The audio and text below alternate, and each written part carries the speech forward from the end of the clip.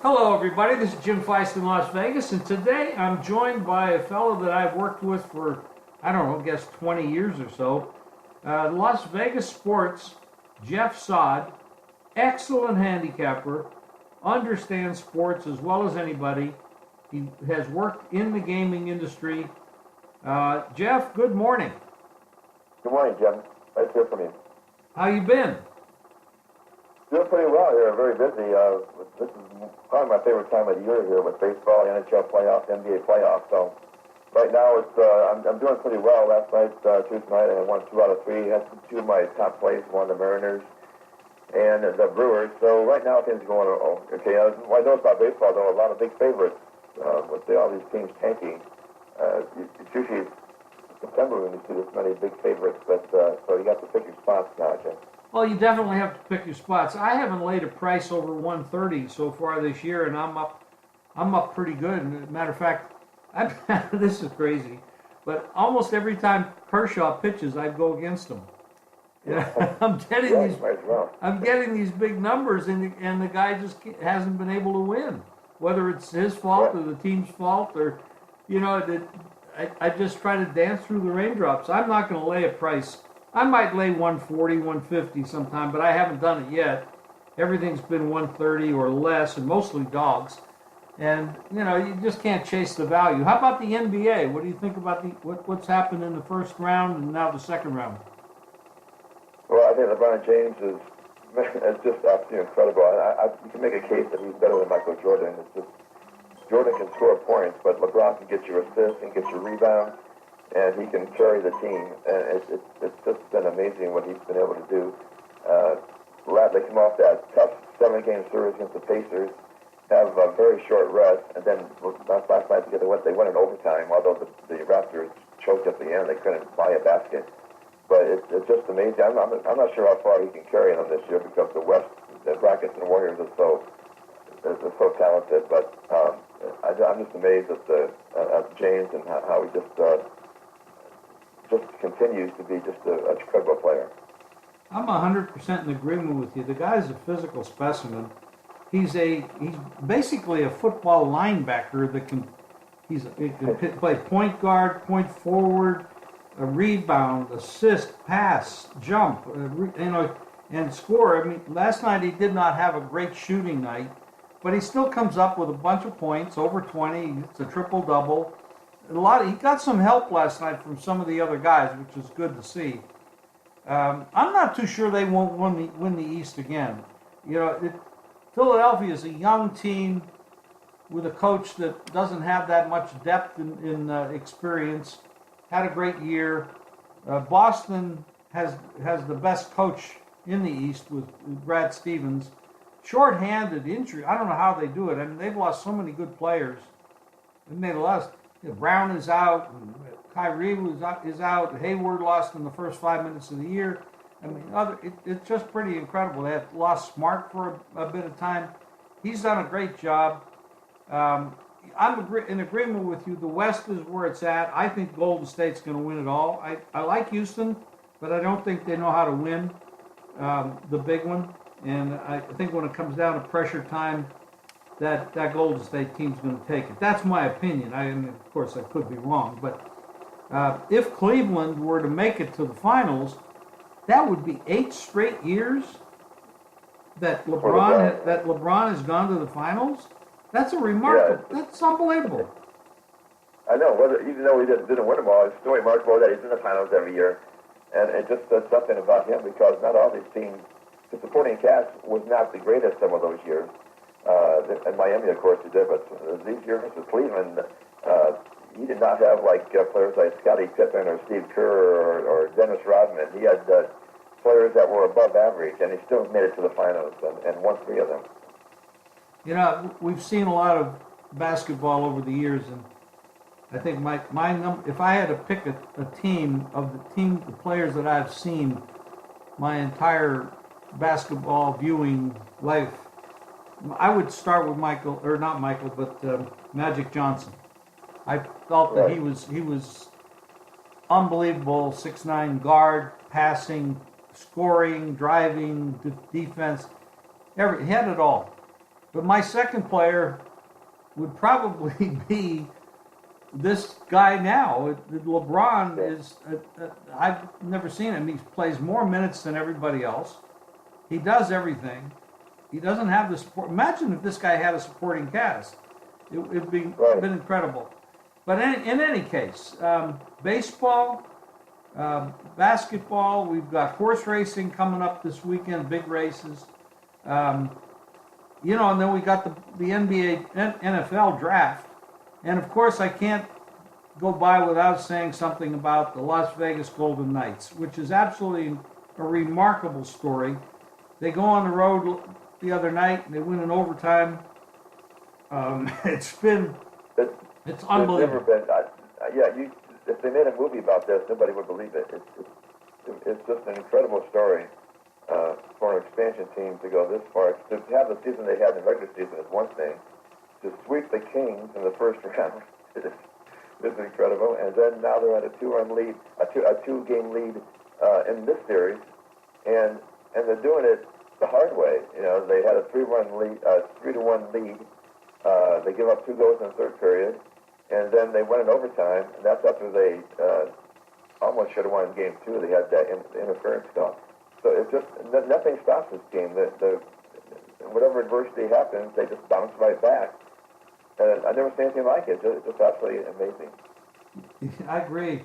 Right now I saw a price that they're 4-1. I saw a price of plus 400 to win the Stanley Cup. And do you think that's a legitimate price, or are you just too much optimism in that number? It's probably legitimate because they're getting so much local money here at local books. The bettors just love them. I know that the sports book's going to lose a fortune if the Knights win the Stanley Cup. And it's kind of like they're not sure what to do. It'd be great for the city, of course, but then again, wouldn't be good for the books because they have people that were betting in October just for souvenir tickets. They didn't think it was going to win. They just wanted to get a ticket, a 500 to 1, a 400 to 1, and then went down to 100 to 1. But now those tickets are actually look like good investments. I think maybe some of the prices in the beginning were like 2,000 to 1. They were remarkable prices, and nobody ever thought this would happen. So it's a very interesting time. Anything that you any subjects out there in any of the sports that you want to dig into? Well, I was reading this morning. Baseball. There for the first time ever in the month of April, there were more strikeouts than hits. There are 6,056 strikeouts, 6,360 hits. So you see how much the game has changed. It used to be strikeouts were something you don't want to, like Don Mattingly said, it used to be embarrassing to strike out. Now it's nothing to it. And right now it's just it's either home runs or strikeouts, and it's really changed the game. I'm not sure if it's for the better or not. As from a handicapping standpoint, I'm not sure if it makes that much difference, but it's just one thing to watch here in baseball. There's just so many strikeouts now, and I'm not sure. You think there's any effect on handicapping? Does that affect the way you handicap the game? I think it does. There's an analogy, I think, looking at the NBA, shooting 3-point shots all the time.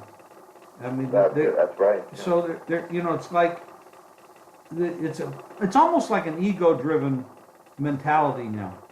Let's hit a home run. I don't care if I strike out, as long as I get my home runs during the year. My batting average might be 220, and I might have 25 to 30 home runs. That's okay.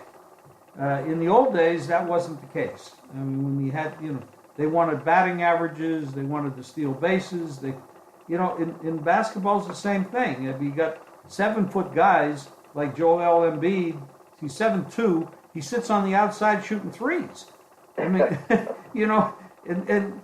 the game's all sports. They swing. Like in the NFL, they've gone to the quarterback-driven mentality, where in my mind, that if you don't focus on a strong offensive line and running game, your quarterback's never going to be solid or consistent. So, and I think you're going to start to see these pendulums begin to swing back to the norm. You can't get away from solid fundamentals for too long without the smart guys out there realizing you got to play fundamental sports strategy in order to be consistent. So you get a team like Boston, and the other night, it was a perfect example. Boston hit 17 out of 36 threes. That's unbelievable. But Philadelphia hit 5 out of 26 threes. So it's a very fickle statistic. And if you're looking for stability and consistency in your handicapping, you're not going to know if the team's going to go out there and hit 5 out of 30 from three-point range or 15 out of 30 from three-point range. And that makes a monster difference. It's a 30-point difference in the scoring. So, I think that you're seeing that in all sports. We have, so I think it's society. We have this me, look at me kind of thing, and eventually it swings back. And I think you're going to start seeing it swing back. In the draft, we had several running backs taken in the first couple rounds of the draft that in the past couple years we didn't see that. I think they're wising up, and also you got teams out there that said, hey, let's build our offensive line. Gee whiz, maybe if we build our offensive line, our quarterbacks will be a little better. They won't be on the ground all the time, and they won't be getting hurt. So I think logic and responsible management is coming back into it in the short run. I think it's going to continue in that direction in all the sports. And as far as the baseball hitting home runs and striking out, I don't see that changing for a while because it just seems to be too accepted. You don't have any of the small ball players anymore. Bunt the ball, get on first, steal second, that kind of thing. You don't see that. They just want to drive it over the fence. And so I think that'll go that way for a couple of years, and then it'll start to swing back. Yeah, another thing about the running backs, I'm a Detroit Lions fan. They haven't really had a good running back since Barry Sanders, and Matt Stafford is just getting killed every year. His talent is being wasted because they don't have a running game. And just every year I remember Matt Millen, of course, never drafted a running back. He passed on Adrian Peterson. He passed on Steven Jackson. But you got to have. I know the game's different than it used to be, but you got to have some kind of running attack to give the quarterback a break. And that's, I think, the fact that there were more running backs drafted, maybe they're finally coming around to that kind of thinking. I sure hope so. They're paying the quarterbacks too much money not to protect them.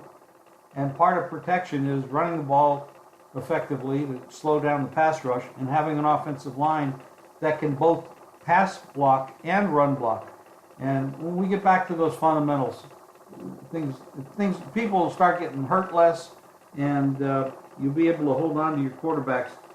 And that's a good conversation, Jeff. I'm glad you did this today. I'm glad you took the time. We're going to be putting Jeff's picks on the JimFeist site very soon. So stay tuned with the JimFeist.com or fastfacts.today. If you can't get it on the JimFeist.com, just go fastfacts.today or JimFeist.com. My picks are there, and Jeff's will be up there pretty soon as we work out the technology to get that on there. And I talked to the IT department to do that in a very short period of time. Jeff, thank you very much. I really appreciate it, and I think the fans will enjoy listening to your comments and your wisdom. Thank you, Jim.